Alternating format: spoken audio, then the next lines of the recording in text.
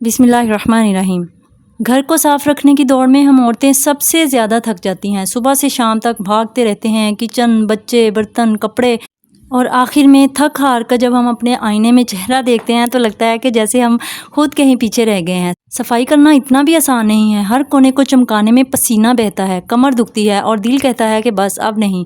लेकिन एक लम्हा ऐसा भी आता है जब पूरा घर जगमगा रहा होता है और आप खिड़की से आती रोशनी में चमकता फर्श देखें तो फिर दिल से एक ही बात निकलती है, अल्हम्दुलिल्लाह ये मेहनत रायगा नहीं गई। इसीलिए मैंने भी एक दिन में सब कुछ करने की बजाय ये चैलेंज 5 दिन में डिवाइड कर दिया था। हाँ, थकन तो मुझे भी बहुत ज़्यादा हुई थी, लेकिन हर दिन के आखिर में जो सुकून मिला ना वो बहुत ज़्यादा अनमोल था। अस्सलाम वालेकुम माय डियर क्वींस, कैसी हैं आप सभी लोग। उम्मीद है खैरियत से होंगी और अल्लाह ताला की नेमतों, रहमतों और बरकतों को खूब खूब इंजॉय कर रही होंगी।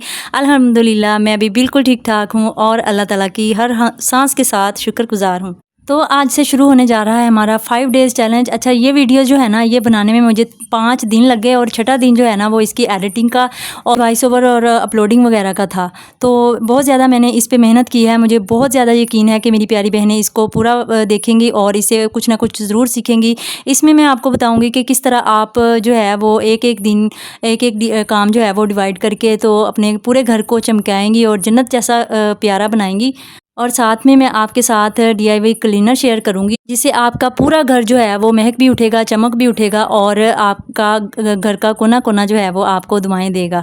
तो ये जो डीआईवाई क्लीनर है ना ये बाकी सारे क्लीनर से जो है वो सस्ता है। जो बाज़ारी क्लीनर आते हैं ना ये उनसे बहुत ज़्यादा सस्ता भी बन जाएगा और घर में ही आपके पास ये चीज़ें जो है वो मौजूद होती हैं।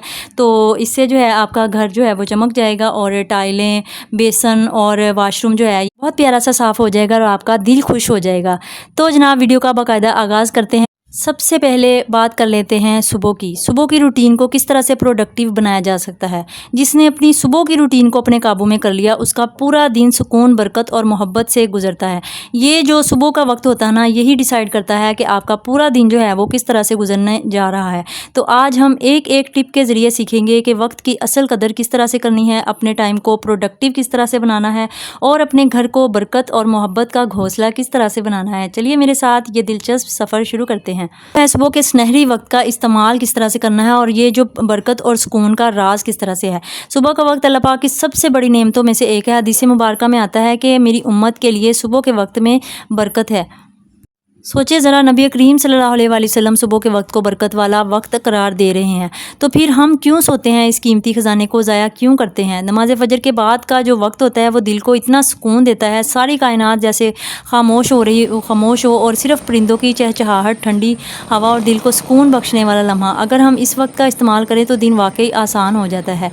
अब आप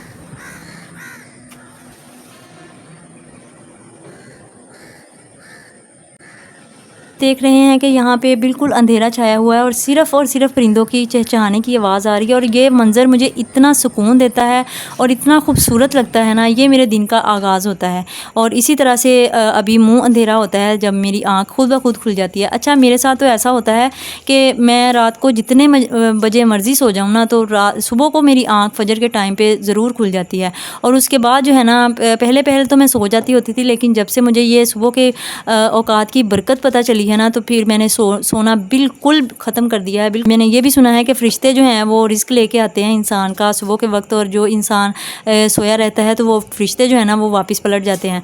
तो इस तरह से जो है ना वो मैंने बिल्कुल सोना छोड़ दिया है और मैं सोचती हूँ कि कुछ ऐसा कर लूँ कि जिससे मेरे दिन की रूटीन जो है ना थोड़ी आसान हो जाए। तो मैं छोटे छोटे ज़रूरी काम जो है ना वो मैं आसान कर लेती हूँ और फिर नमाज और दुआ के बाद जो है मैं किचन का रुख करती हूँ और जो भी छोटे छोटे काम होते हैं ना उनको निपटा लेती हूँ। आजकल बच्चों के स्कूल खुल गए हैं तो यूनिफॉर्म्स जो हैं वो तो मैं रात को ही इस्त्री करके सोती हूँ और कोशिश करती हूँ कि रात को आटा भी गूंद के ही सोऊं। तो सालन जो है वो भी तकरीबन तैयार होता है और अगर ना हो सालन तैयार तो फिर सुबह उठ के मैं वो भी बना लेती हूँ जल्दी जल्दी से। तो बच्चे जो हैं वो ज़्यादातर सुबह को अंडे ही खाते हैं। सालन अगर रात को ख़त्म हो जाए तो फिर अंडे ज़िंदाबाद होते हैं। तो जनाब यूँ दिन में आधे काम की पहले से ही मैं जो है तैयारी कर लेती हूँ, बाकी दिन बच्चों घर और ख़ुद पर तवज्जो देने में आसानी रहती है। तो सबसे पहले तो जो है ना आपने टाइम की प्लानिंग करनी है, आपने जो है टू डू लिस्ट बनानी है। सुबह उठते ही सबसे पहला जो काम हमारे दिन को सुकून दे सकता है ना, वो अपनी टू डू लिस्ट बनानी होती है। आप कागज़ कलम लेकर अपनी ज़िंदगी बदल सकते हैं। अक्सर हम ये सोच सोच कर थक जाते हैं कि आज हमने ये भी करना है, वो भी करना है, लेकिन जब आप सुबह के 5 मिनट निकाल कर ये छोटी सी लिस्ट बना लेती है ना, तो दिमाग का बोझ हल्का हो जाता है। इस्लाम में भी हमें तरतीब और मनसूबाबंदी की तालीम दी गई है। देखिए ना, नबी करीम सल्लल्लाहु अलैहि वसल्लम ने हर काम का वक्त मुकर्रर फरमाया, हत्ता कि इबादात में भी तरतीब रखी गई है। ये इसी बात का सबूत है कि इंसान मुनज़्ज़म हो तो उसकी ज़िंदगी आसान हो जाती है। तो माय डियर सिस्टर्स, जब आप लिस्ट में एक एक चीज़ लिख लेंगी और उस पर निशान लगाती जाएंगी तो दिल में एक अजीब सी खुशी और सुकून आएगा और यूँ लगेगा जैसे आप दिन को अपने काबू में ले आई हैं। हम पॉइंट नंबर 3 जो है ना, वो मैं आपसे डिस्कस करने से पहले हम ये देख लेते हैं कि जो मेरी सफाई का डीप क्लीनिंग चैलेंज है वो कहाँ से शुरू होता है। तो जनाब आज यहाँ पे जो है वो मेरी डीप क्लीनिंग का पहला चैलेंज जो है वो मैंने इस तरह से पूरा किया था कि पहले दिन जो है ना मैंने सिर्फ़ और सिर्फ फ़र्श साफ़ करने का फ़ैसला किया था, लेकिन आम सफाई की बजाय मैंने छोटा सा जो है ना वो DIY क्लीनर बना लिया था। इसमें मैंने डाला था सिर्फ़ और सिर्फ मीठा सोडा डाला था, सिरका और थोड़ा सा शैम्पू डाल के जब इन तीनों को मिक्स कर लिया था तो ये मेरा तैयार हो गया था DIY क्लीनर। और इससे पूरे फ़र्श और टाइलों को धो डाला और यकीन करें टाइल्स इस तरह से चमक उठे कि जैसे बिल्कुल नए लगे हों। डे 2 में जो मेरा चैलेंज था ना, वो था घर के सारे जो सोफ़े के कवर हैं, कुशन कवर हैं और बेड शीट्स वगैरह और पर्दों की धुलाई था। ये दूसरे दिन मैंने अपने घर का ये सबसे ज़रूरी काम था और बड़ा काम था मेरी डीप क्लीनिंग में। हम सब जानते हैं कि ये चीज़ें धोना अक्सर मुश्किल लगता है, क्योंकि एक साथ करें तो बहुत वक्त भी लग जाता है और थकन भी बहुत ज़्यादा हो जाती है। इसलिए मैंने सोचा था कि एक दिन में सिर्फ एक ही काम करना है, तो मैंने अपनी इन्हीं चीज़ों पर फोकस किया। जब कुशन कवर और ये सारा कुछ धुल के और बेड पे नई चादर जब मैंने बिछा ली और पर्दे जो है वह मैंने हवा में लहराए थे, तो मेरे घर का पूरा माहौल जो है ना वो साथ महक गया था और घर महका महका और एकदम फ्रेश लग रहा था और मेरा दिल जो है वो भी खुश हो गया था कि शुक्र है जो मेरा घर है ना वो साफ़ सुथरा हो गया। डे 3 में आता है मेरे ऊपर वाले पोर्शन की सफाई। आप सब जानती हैं कि ऊपर वाले जो कमरे होते हैं ना वो अक्सर नज़रअंदाज हो जाते हैं और ख़ास तौर पर इनमें जो है वो कम आना जाना होता है, तो हम सोचते हैं कि अभी तो मेहमान भी नहीं आए, अभी वक्त है तो बाद में कर लेंगे, लेकिन यही बाद में जो है ना वो कभी ख़त्म नहीं होता और इससे जो काम है ना वो बढ़ता रहता है और घर जो है ना ऊपर वाला पोर्शन वो तकरीबन स्टोर रूम बन के रह जाता है। तो इस दिन मैंने ये सोचा था कि सिर्फ ऊपर वाले पोर्शन को जो है ना उस पर फोकस करना है।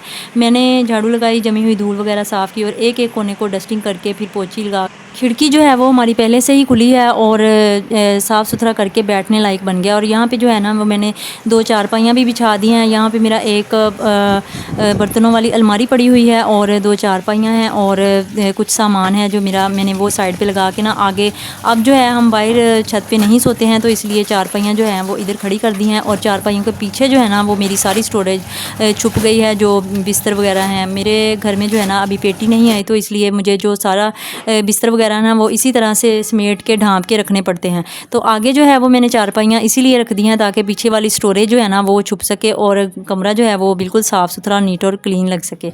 आखिर में जनाब मैंने अपना सबसे बड़ा टारगेट जो था वो मुकम्मल किया, किचन की सफाई। आप सब जानती हैं कि किचन घर का दिल होता है। अगर किचन साफ़ हो तो पूरे घर में एक अलग ही सुकून और बरकत महसूस होती है और हमारा सबसे ज़्यादा वक्त जो है वो ज़ाहिर है किचन में ही गुजरता है। तो आते जाते जो है ना वो देख के दिल खुश हो जाता है जब हमने किचन साफ़ किया हो।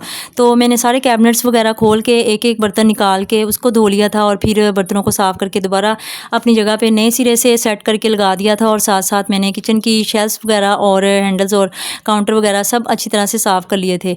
जब मैंने ये सब कुछ सेट करके किचन की लाइट ऑन की ना, तो वो जगमगाता हुआ किचन देख बहुत फ्रेश और न्यू सा लग रहा था और मैंने फिर दिल से शुक्र अदा किया और अल्लाह पाक का बहुत शुक्र है कि अल्लाह पाक ने जो है ना वो मुझसे ये करवा दिया। अच्छा जनाब, वापस आ जाते हैं अपनी टिप्स एंड ट्रिक्स की तरफ। तो जो तीसरा पॉइंट जो है ना हमारा वो हम डिस्कस कर रहे थे वो है मोबाइल फ़ोन की आदत से बचें। ये जो है ना वक्त की हिफाजत करने का सबसे आसान तरीका है।